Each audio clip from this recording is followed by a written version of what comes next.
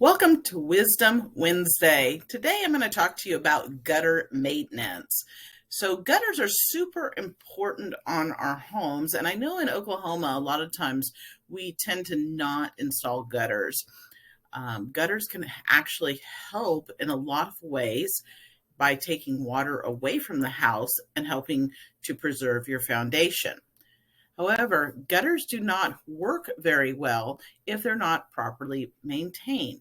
So I suggest that we go ahead and clean our gutters twice a year. And then when leaves or debris get clogged up in your gutters, and it's not only unsightly, it can also cause severe damage to your home. Water can't drain away properly if your gutters are clogged.